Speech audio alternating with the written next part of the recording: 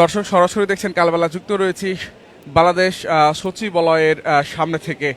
রাজধানীর সেগুন বাগিচায় অবস্থিত সচিবালয়ের 7 নম্বর ভবনে আগুন লেগেছে। আগুন নিয়ন্ত্রণে এখন বর্তমানে কাজ করছে ফায়ার সার্ভিসের 19টি ইউনিট এবং 19টি ইউনিট মিলেও কিন্তু গত 5 ঘন্টায় আগুন নিয়ন্ত্রণে আনতে পারেনি, অর্থাৎ এখনও কিন্তু আগুন নিয়ন্ত্রণে আসেনি। এবং ফায়ার সার্ভিস শুরুতে যেটি বলছিলেন যে তাৎক্ষণিকভাবে কিন্তু তখন আগুন লাগার কারণ কিন্তু জানা যায়নি, তবে এখন যেটি ধারণা করছেন বৈদ্যুতিক কোনো যান্ত্রিক ত্রুটির কারণে এই আগুন লাগতে পারে বলে কিন্তু ধারণা করা হচ্ছে।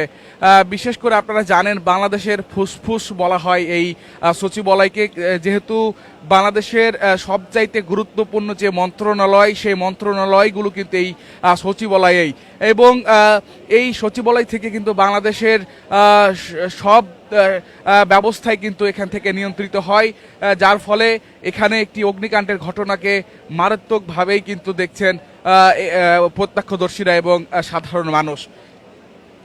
ফায়ার সার্ভিস সূত্রে যেটি জানা গেছে, দিবাগত রাত 1:52 আগুন লাগার খবর পায় ফায়ার সার্ভিস।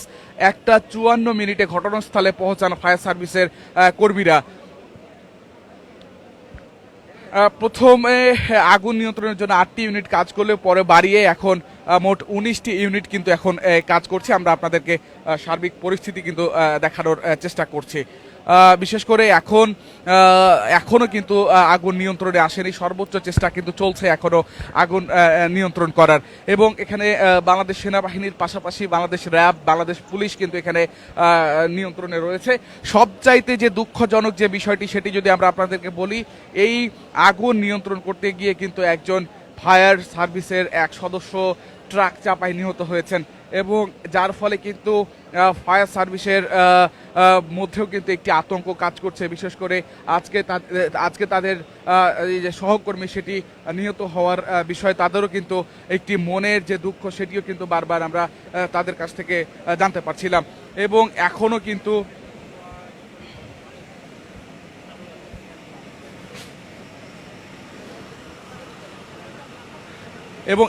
কিন্তু সচিবালয়ের যে আকাশ সেটি কিন্তু ধোঁয়ায় ছেয়ে গেছে।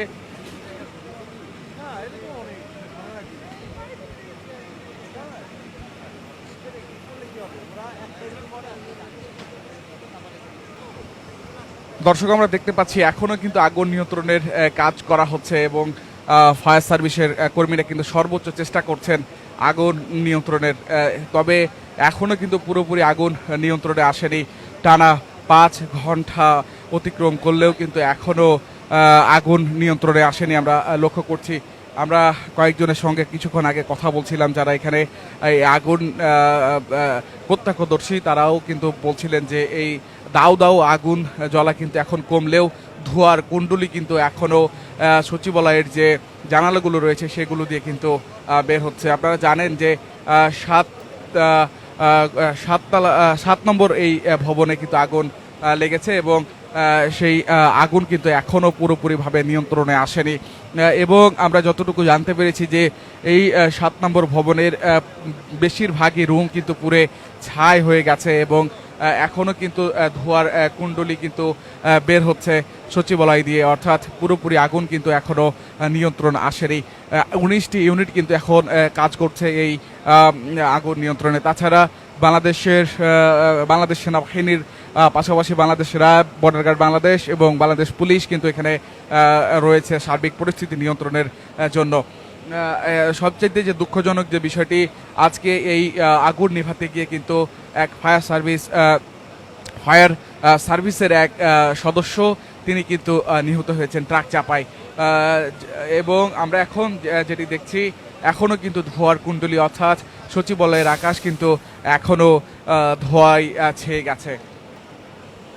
দর্শক, দিবাগত রাতে আগুন লাগার খবর পাওয়ার পর ঘটনাস্থলে ফায়ার সার্ভিসের কর্মীরা আসেন, এবং সবশেষ খবর যেটি এখনো কিন্তু আগুন নিয়ন্ত্রণে আসেনি, তবে সর্বোচ্চ চেষ্টা কিন্তু করছে আগুন নিয়ন্ত্রণের। আমরা দেখতে পাচ্ছি এখন কিন্তু ঠিক 19টি ইউনিট কাজ করছে এই আগুন নিয়ন্ত্রণে। ফায়ার সার্ভিস সূত্রে জানা গেছে দিবাগত রাত 1:52 আগুন লাগার খবর পায় ফায়ার সার্ভিস। প্রথম 1:54 ঘটনাস্থলে পৌঁছান ফায়ার সার্ভিসের কর্মীরা। প্রথমে আগুন নিয়ন্ত্রণের জন্য 8টি ইউনিট কাজ করলেও এখন সেটি বাড়িয়ে আল্লাহর বিশেষ করে আগুন নেভানোর জন্য কিন্তু সেটি বাড়িয়ে 19টি করা হয়েছে আমরা দেখতে পাচ্ছি।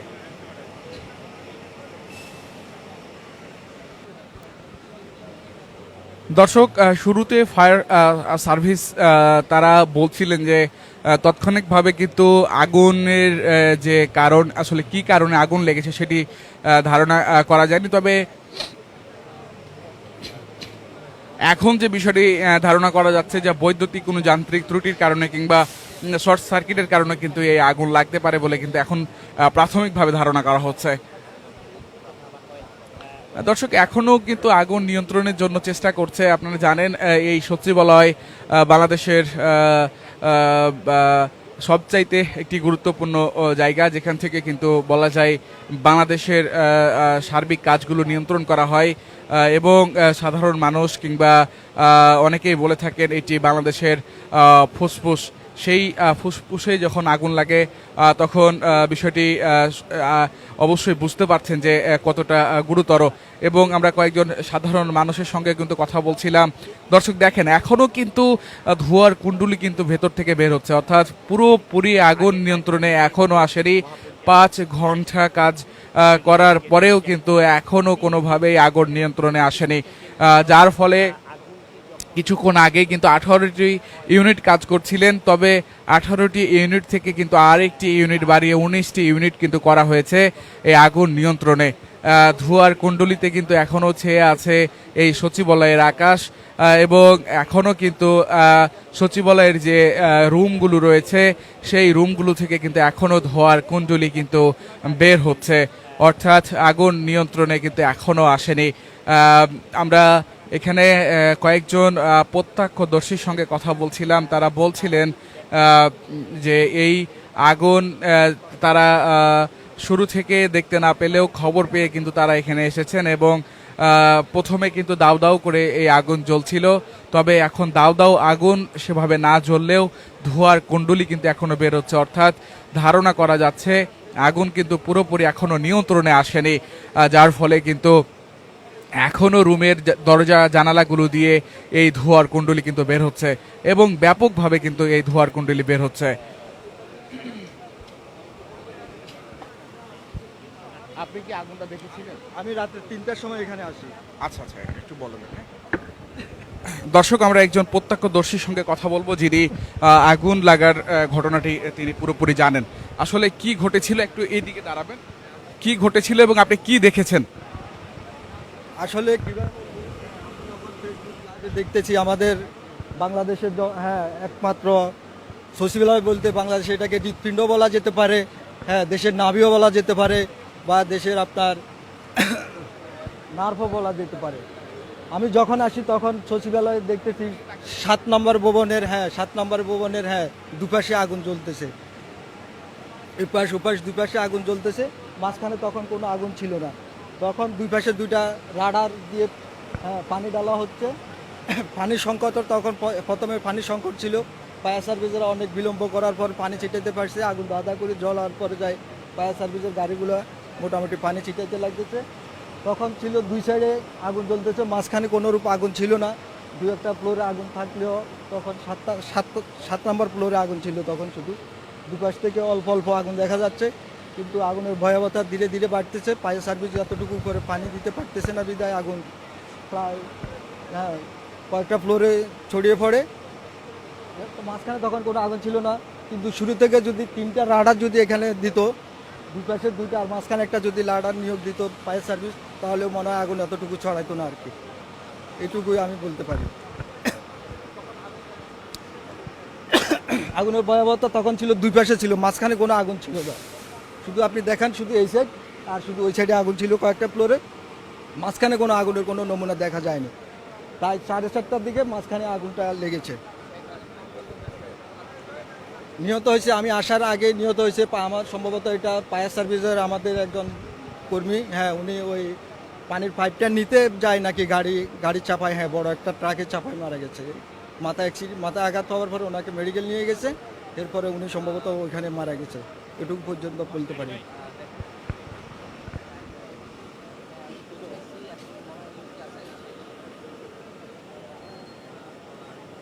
দর্শক একজন প্রত্যক্ষদর্শীর সঙ্গে কথা বলছিলাম, তিনি জানাচ্ছিলেন তিনি রাত ৩টা থেকে কিন্তু এখানে ছিলেন এবং ৩টার পর থেকে যে ঘটনাগুলো তিনি দেখেছেন সেগুলো কিন্তু আমাদেরকে বলছিলেন। অর্থাৎ তার ভাষ্যমতে শুরুতে এই পাশে আগুন লাগে, অর্থাৎ মধ্যখানে না, সচিবালয়ের দুই পাশে, মানে অর্থাৎ 7 নম্বর ভবনের দুই পাশে শুরুতে আগুন লাগে। এরপরে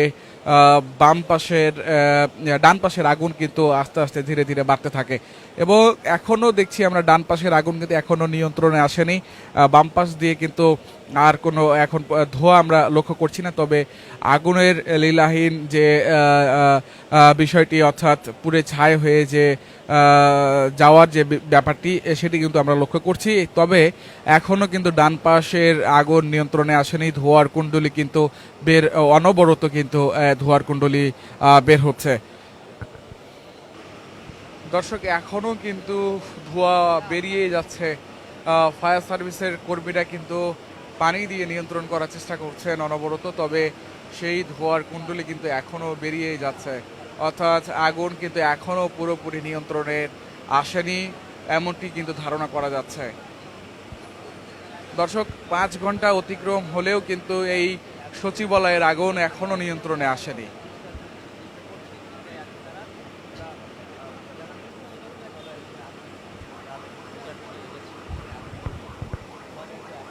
দর্শক আমরা আপনাদেরকে সার্বিক পরিস্থিতি দেখানোর চেষ্টা করছিলাম বাংলাদেশ সচিবালয়ের সামনে থেকে। আমরা আবারও আপনাদের সঙ্গে যুক্ত হব এবং একটি পরে আমরা আপনাদের সঙ্গে আবারও যুক্ত হব। সেই পর্যন্ত সঙ্গে থাকুন কালবেলার। এতক্ষণ আমি আপনাদের সঙ্গে ছিলাম ইসমু আহমেদ।